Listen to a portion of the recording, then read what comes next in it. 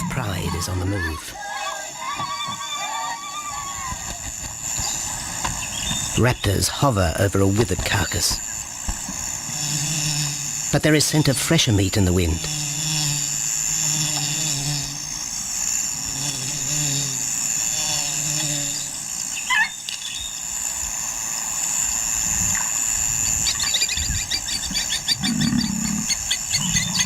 Pickings have been slim for Nabamba's Pride since her fight with a startled warthog. The lioness is limping from the encounter. And even the Pride's big male, Jabu, wonders when his next meal will come.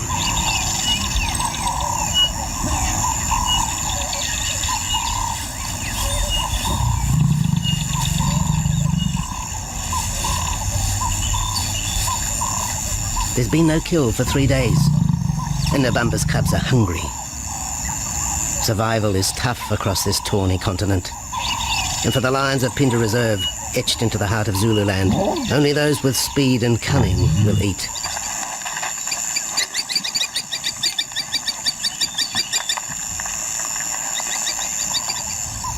For this pride anyway, it's been a long time between meals.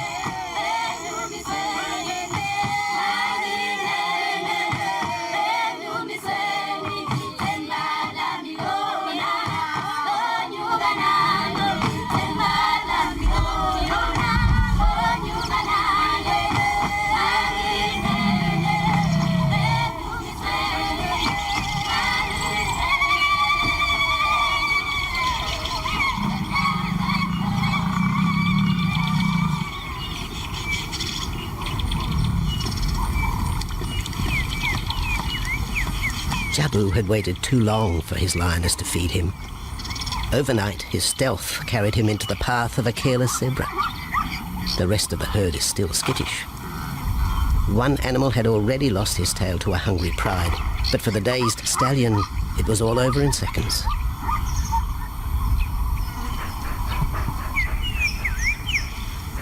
The big male watches his kill from a distance, exhausted by the chase, exhilarated by the sport.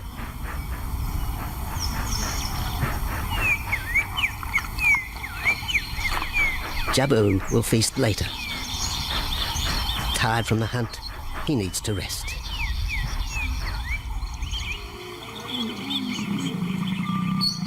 But his prey will be safe. Few scavengers will risk the sudden return of the Lion King.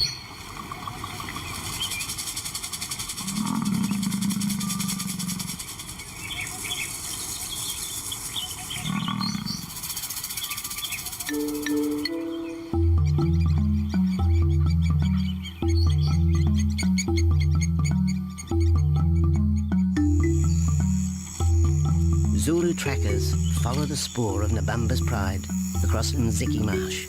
This vast tract of savanna is favoured by the lions in the dry air of winter, but it's a region also shared by Pinda's giraffe and white rhino population.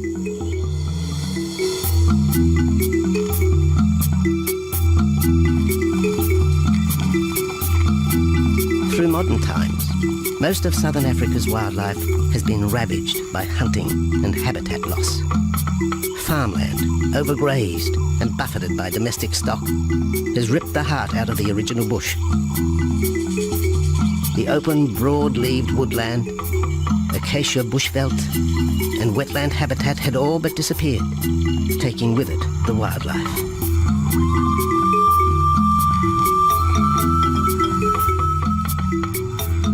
A few years ago, the Pinda project was born. 17,000 hectares of farmland bought up in KwaZulu-Natal along South Africa's eastern seaboard. What followed was the largest game restocking program ever seen on the subcontinent.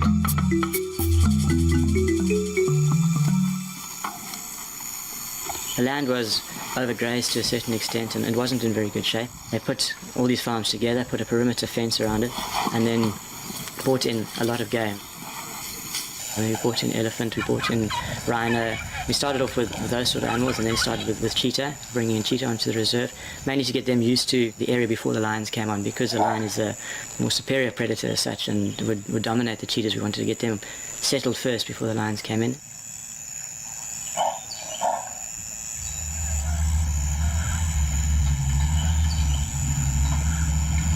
Andrew Lewis is habitat manager at Pinda, one of those committed to the restoration of southern Africa's ecosystem. Pinda is the Zulu word for return, and the aim of his company, Conservation Corporation Africa, is to return the land to its traditional wildlife and at the same time restore the habitat to its original state.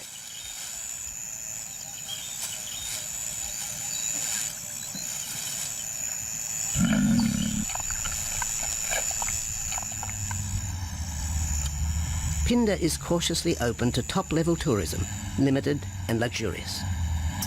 Dreams of extending the green frontier require funds, and the reserve's lion pride has already earned its keep.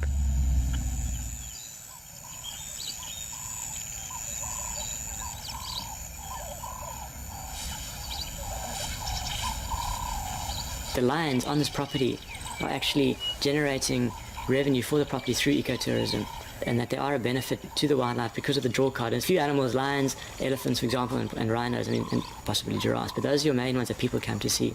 And we've been very fortunate to be able to have lions on the property, and I think those lions that we have given us amazing value for our guests, and by getting our guests in here, we're getting revenue into the area, and that's benefiting wildlife as a whole.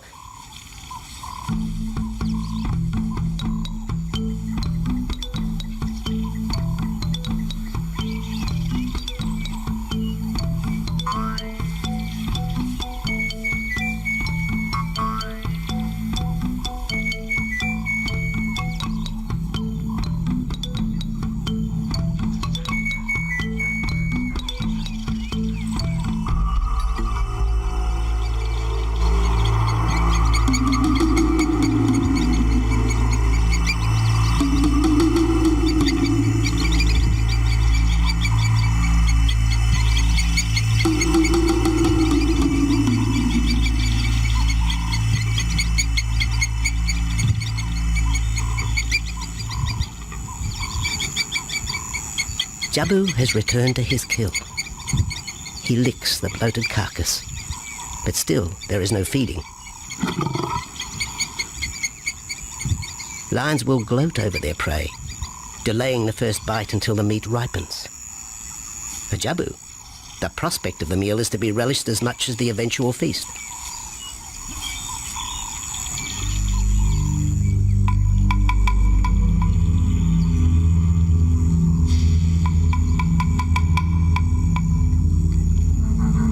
Meanwhile, Nabambo's pride is on the prowl. The older cubs are 10 months now, weaned, but still dependent upon Nabambo for food.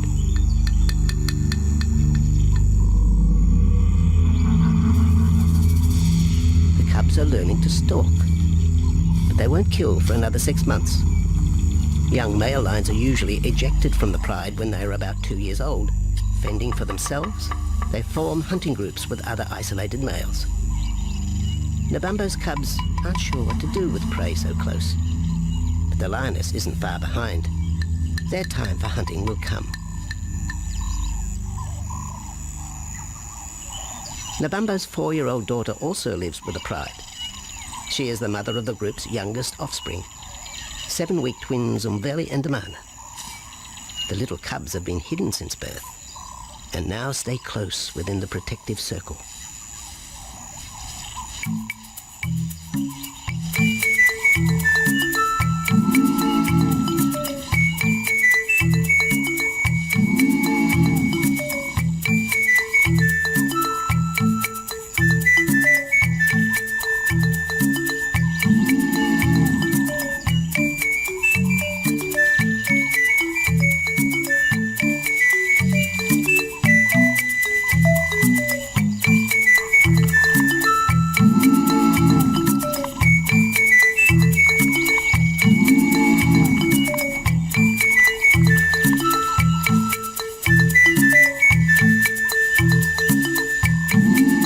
jabu has little time for his small cub.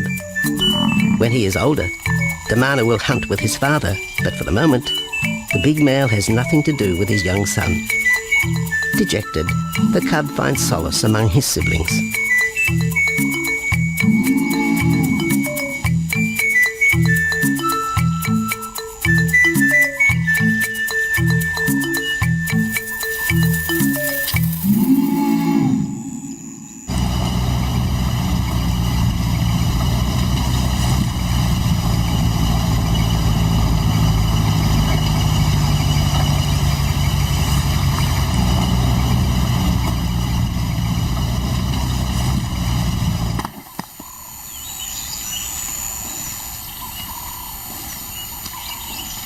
A young giraffe lies helpless in the grass.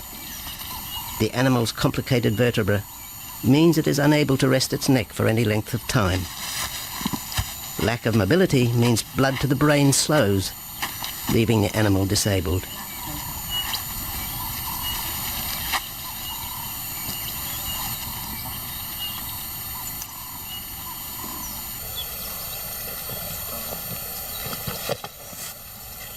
Efforts to lift the head fail, and rather than leave the giraffe vulnerable to predators, the young bull is shot by rangers.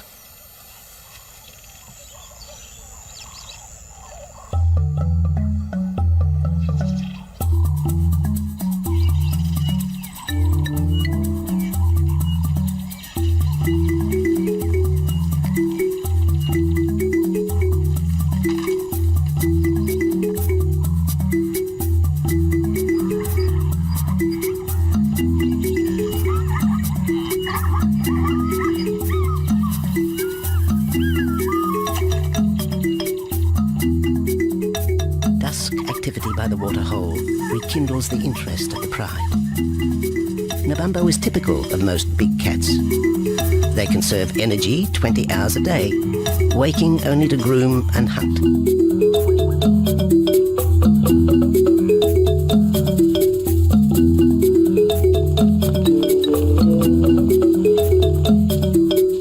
The lioness shows little sign of her injured leg, but the tusks of the warthog have torn sinew and muscle, slowing her in the pursuit of prey.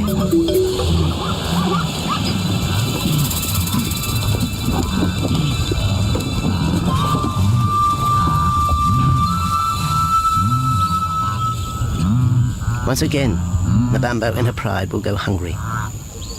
But the big lioness senses another kill nearby. A young giraffe slain by humans will provide meat for her cubs.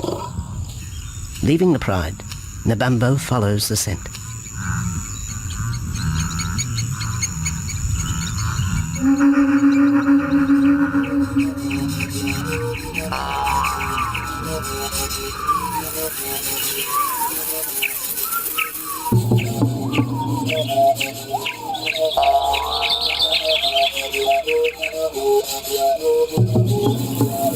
Left alone, the older cubs know the drill. They will wait for Nabambo's call to take them to the kill.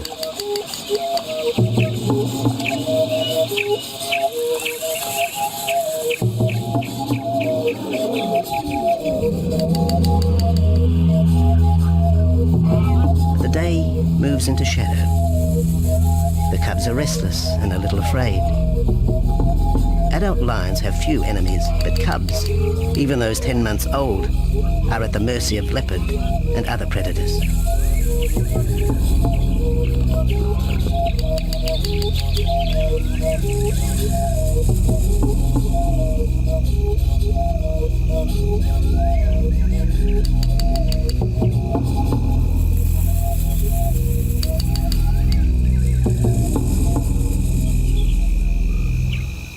Nabambo has reached the kill, but her daughter is there first.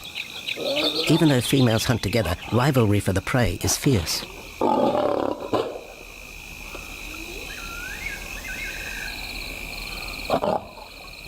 The big lioness begins the trek back for her cubs, but the youngsters have heard her call and they meet halfway.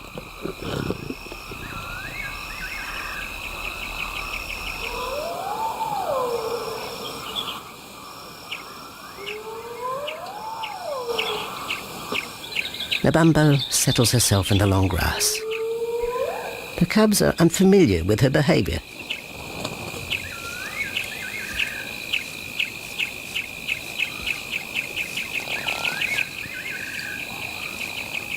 A female will usually head the charge with any kill, splitting the hide of the victim and leading the way for the pride to eat. But there is human scent around the giraffe, and the big lioness is cautious.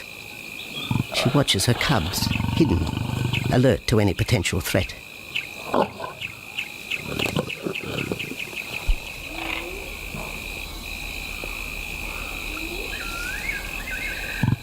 The cubs are curious, confused by this new smell.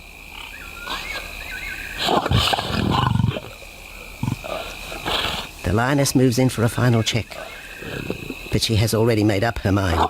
The carcass is tainted. There are foreign traces, a dangerous ambience. Instinct tells her this is not food fit for her cubs. Disappointed, Nabambo moves away, the scent of another night stalk already in the wind.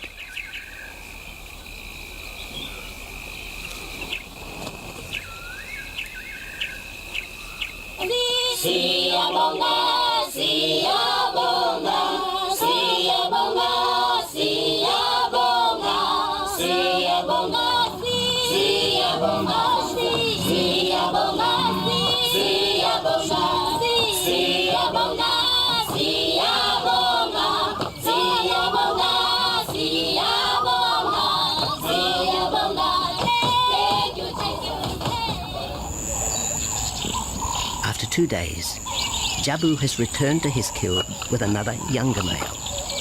3-year-old Tembi is a son from a previous liaison with Nabambo, and the two paired up after Tembi was ousted from the pride.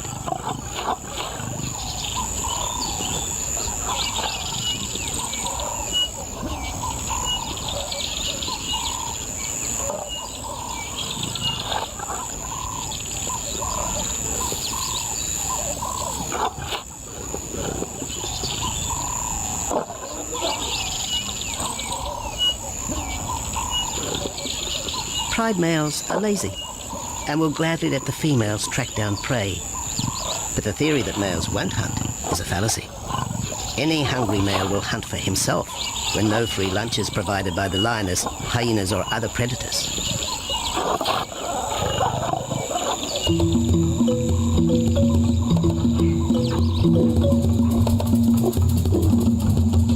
Smaller creatures scatter in the vicinity of the two lions.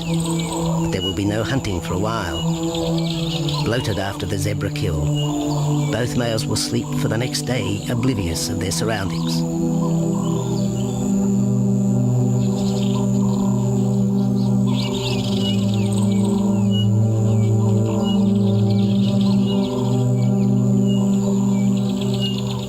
Lions hunting in pairs or groups have a success rate of around 30% in daylight, but studies show single hunters are more successful at night.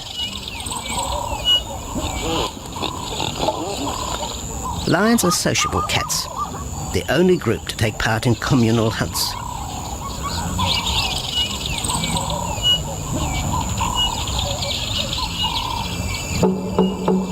Ambush is an important part of the lion's strategy. Often one pride female will round up the prey from the front, driving it towards a second lioness.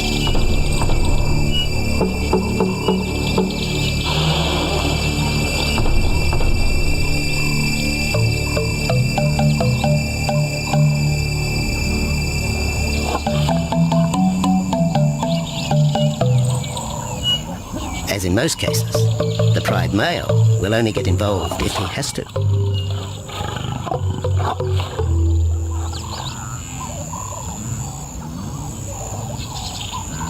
Accidents involving humans are rare in southern Africa's game reserves. Our primal fear of being eaten has been well documented, but in fact, lions seldom attack if they're not provoked. At Phinda, great care is taken to limit the number of people viewing game. Emphasis is placed on causing the animal as little stress as possible.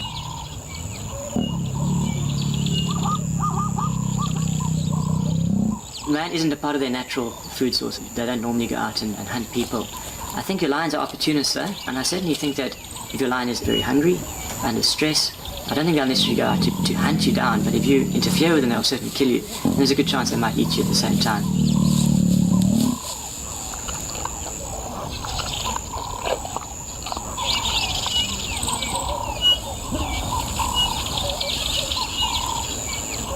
With all animals, it's how you treat them is what's the reaction you're going to get back from them. Certainly at Pinda, all our guides go through a training course and they're all brought up to a certain standard. There is a certain operating ethic with regards to viewing animals, and we certainly try and be as sensitive to the animals as possible.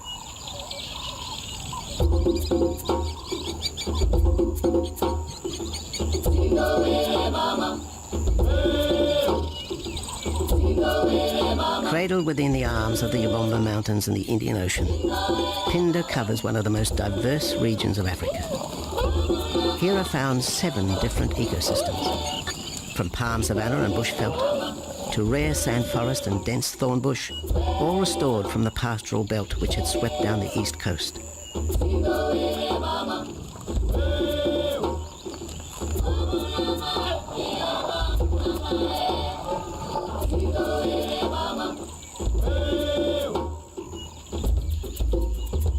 Where cotton, pineapple and cattle farms once stood, lion now roam their habitat again, alongside some traditional neighbours.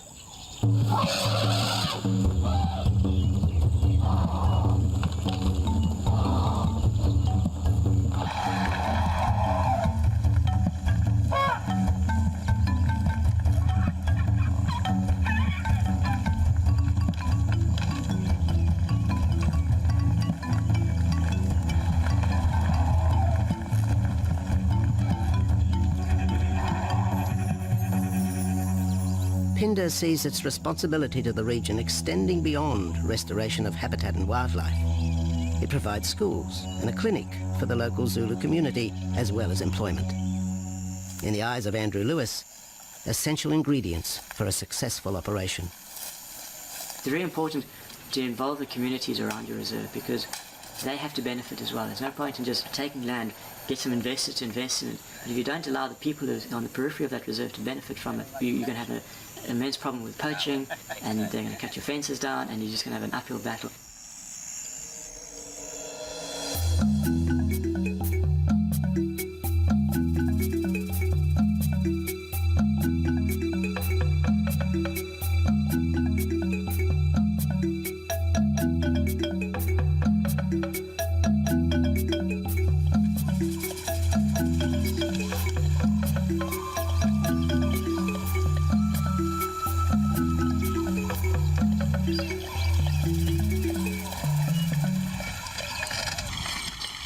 In 1992, the Pinda lions were among the first of the big 5 animals to be relocated to the reserve.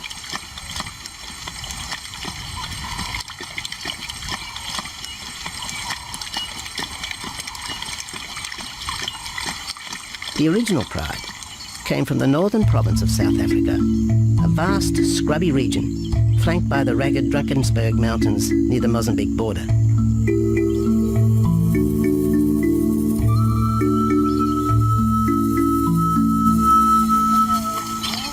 Peter Rogers helped round up Pinda's first pride, handling the lion's capture and subsequent move south. Today, he's head vet at the Hoedspruit Research and Breeding Centre for Endangered Species, overseeing its cheetah breeding program.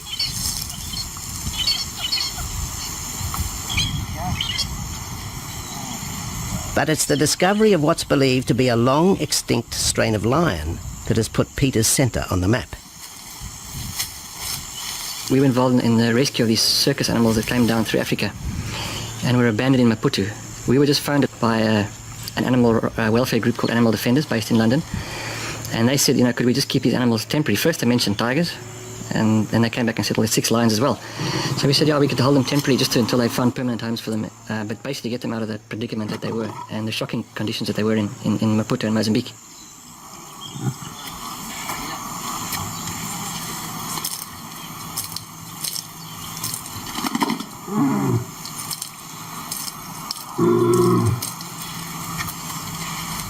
When the lions arrived at the breeding centre, their size, pale colouring and the male's thick black belly mane put them into the category of the Cape or Barbary lion, not seen in the wild since the early 1920s. A few still exist in captivity, and a male and female were brought to South Africa from an Italian zoo for breeding purposes. But attempts to mate Akef, the big male from the ill-fated Mozambique circus, with the Italian female are proving difficult.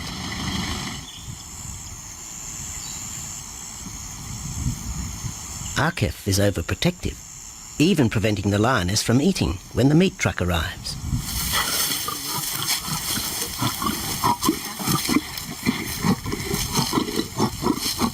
Finally, though, Sisi makes her breakthrough.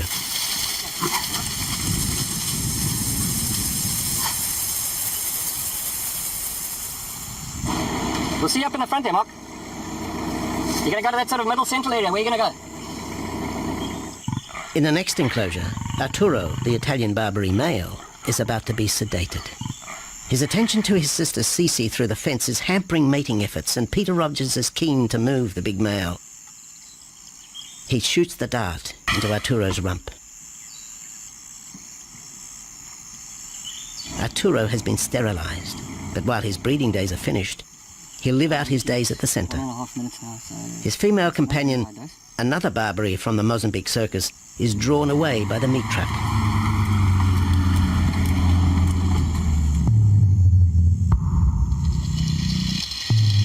It's 20 minutes before the anesthetic takes effect.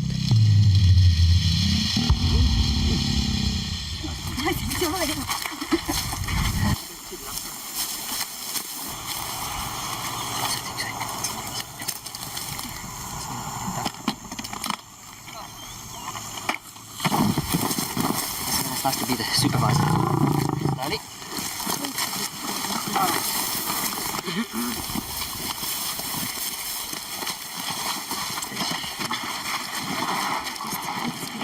You'll need all your help at the bottom just to put him back into the cage, okay? One, two, three. Yeah.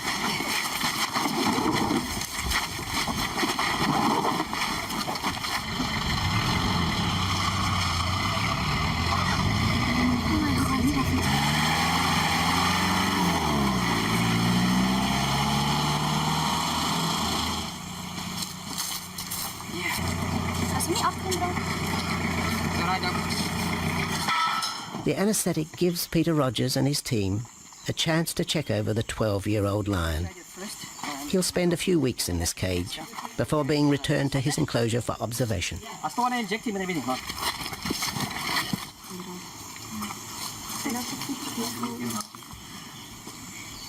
It's very exciting to be part of this project because they feel that there are perhaps not many Barbaries, if any, that are really pure, that are left even in captivity. They feel that over time other animals from other genetic bases are brought in. So there's a big project afoot at Oxford University to do the genetics. So that's just getting off the ground now. Okay. We just put under the skin on the neck if we can find the skin under this big beard of his.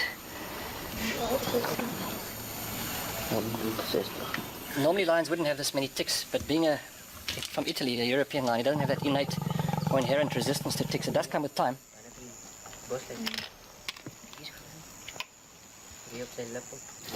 Like a bit of a bit like this. What we can do is put him in there and roll him over inside there.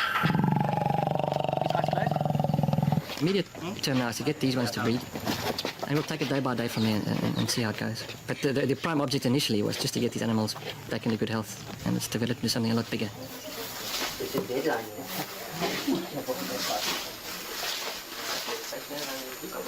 Yeah.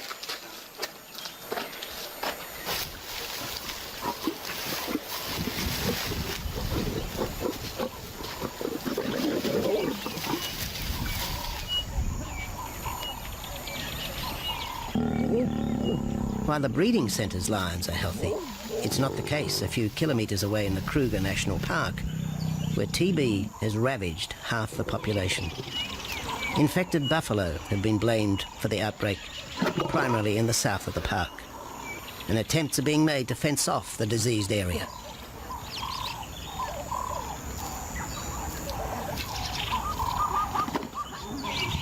And the lions are preying on infected buffalo. Because it's an exotic disease and not an indigenous disease, the lions are totally naive and they've got no resistance to it. So it's a big problem. It's a very difficult decision to make as to what to do. It's a very topical and heated subject at the moment.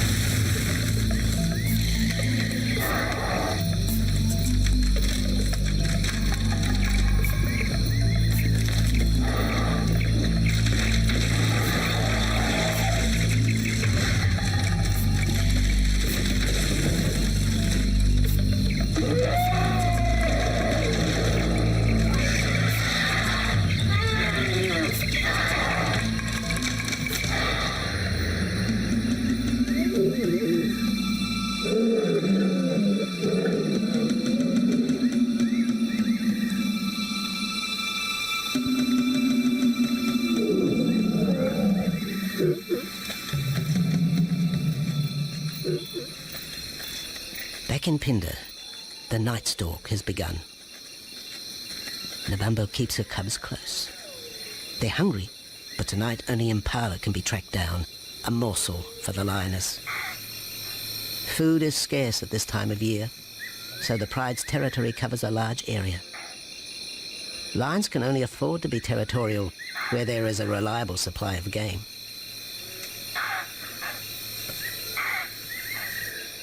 Jabu wants to mate. He's been with his pride for nearly a year now.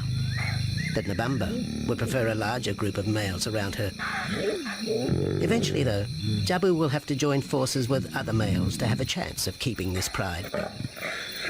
The big male is only 7 years old and a fine specimen, weighing in at just under 200 kilograms. For the moment, he's secure. Although tonight, Nabambo has hunting on her mind.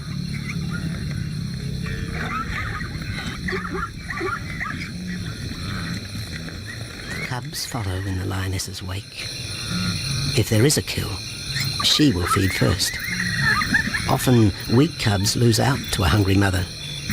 High juvenile mortality rates are the result of lean times.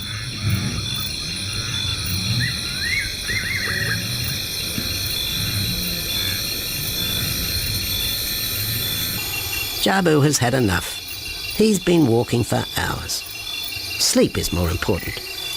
And the zebra he ate 2 days ago will suffice for another night.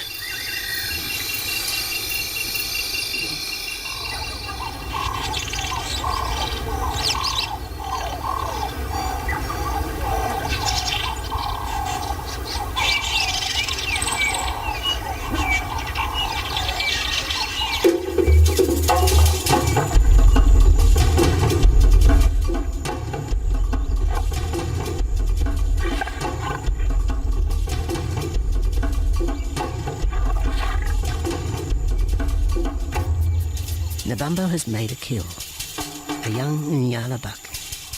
It's been 3 days since the pride has eaten, and this will provide meat for them all. But the lioness will eat first.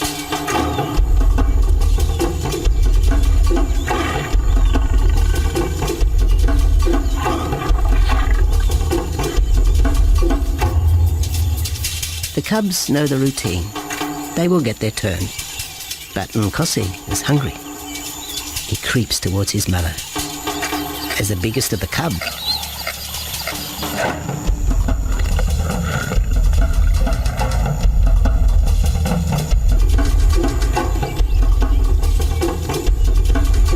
Nkosi watches.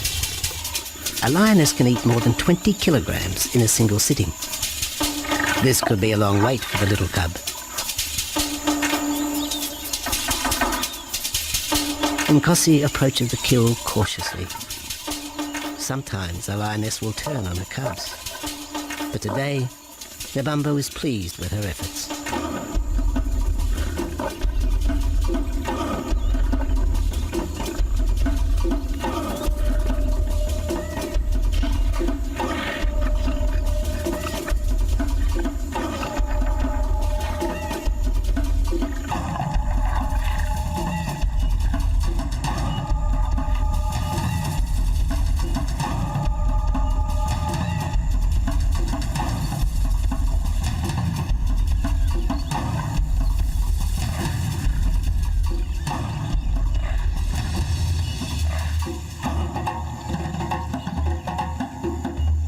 Nabambo has had her fill, for the moment anyway. Lions never eat the stomach of a kill. She will bury it before dragging off the carcass. This way, hyenas and other predators are thrown off the scent. The evidence has been buried. The carcass is no more.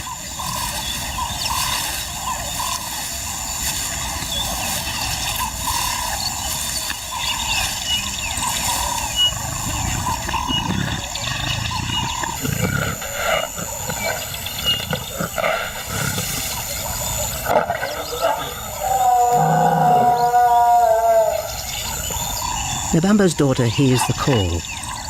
It is the second this morning. The first was the strangling cry of the Nyala as Nabambo broke the young buck's back. There was no struggle. The big lioness is a seasoned hunter.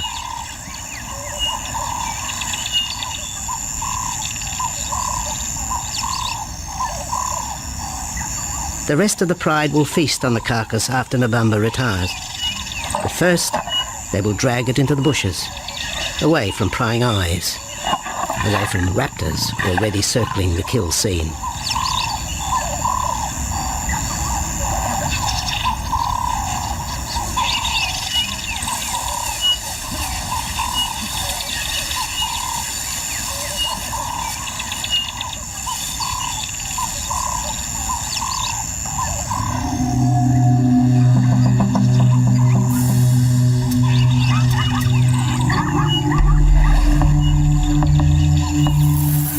Kill has created a nervous edge. Even the hippo, its bad temper legendary, is flustered, anxious to protect its waterhole. Wildebeest are a favourite prey for lions. Naturally, they feel vulnerable. But for the pride, there is no agitation. Gorged, they will sleep for the next day. Even Mveli and Damana, the 7-week twins, have tasted blood for the first time. But it will be many months before they take part in a hunt. For the moment, they just want to play with Nkosi.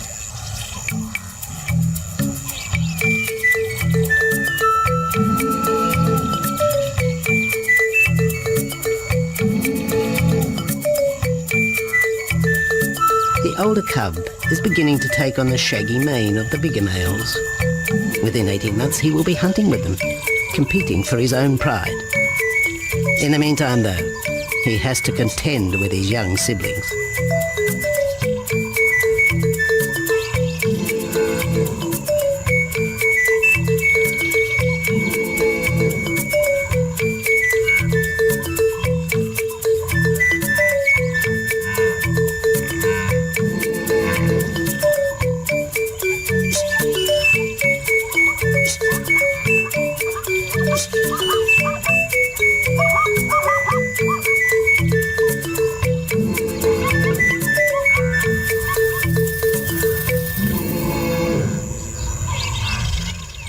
Jabu rejoins the pride.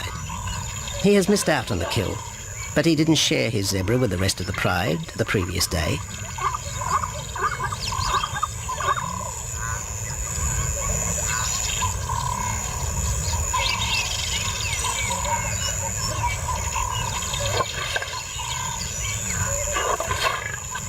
A half-hearted attempt at mating, but the big lion's attention is drawn to a curious onlooker. With the pride so close, the giraffe won't be sitting for long. Drinking and sitting is when they are at their most vulnerable.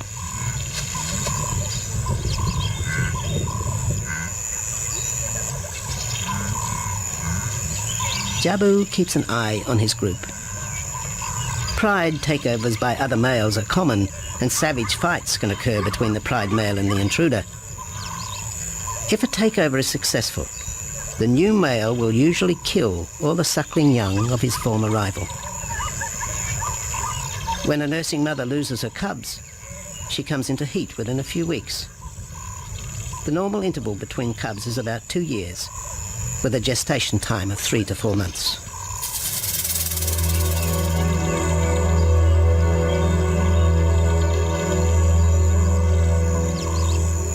Jabu marks his territory, but it may soon be all in vain.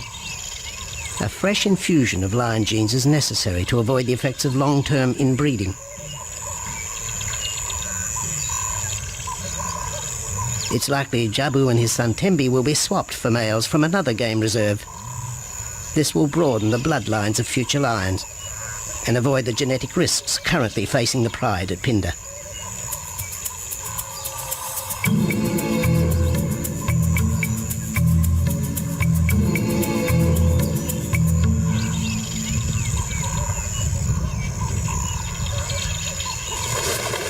Vultures have found the dead buck, but there is little left of the carcass. November and her pride have eaten. The big lioness tries to dislodge Inyala fur from her teeth. Tomorrow, the next day, there will be another kill. November's cubs will grow up strong.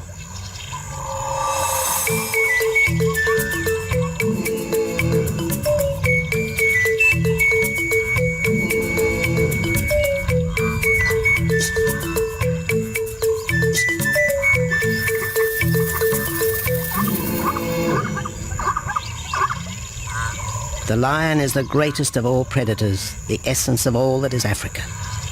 And yet, there are fewer than 50,000 left in the wild. The future for the species lies in managed reserves such as Phinda. Here in Zululand, the lion roams free for the first time since the beginning of this century. At Phinda, the philosophy has always been simple. Africa's wildlife land, undervalued and underutilized, is the continent's most precious natural resource. Focusing on the animals, their habitat and local communities is just the beginning of an African renaissance. Phinda is, after all, the Zulu word for return. Maybe, too, it's a chance for man to redeem himself just a little.